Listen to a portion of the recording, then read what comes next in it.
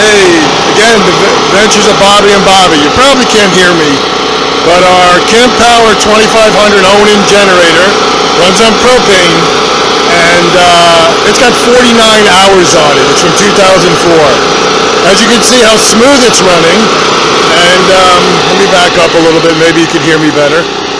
But we are slowly getting there. Generator testing all right. I'm going to change the oil. But again, as I said, it's only got 49 original hours on it, and seems to run. We got the slide out, and we're just going through all the preparation before we leave.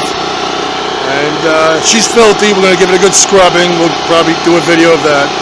So, got a little rust on the cover. Oh, we made a custom-made exhaust for this. As you can see, the wrapping and the muffler.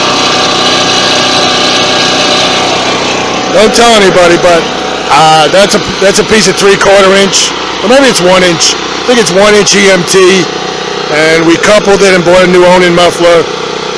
The getting parts for a 2004 was a little difficult, but again, like and subscribe.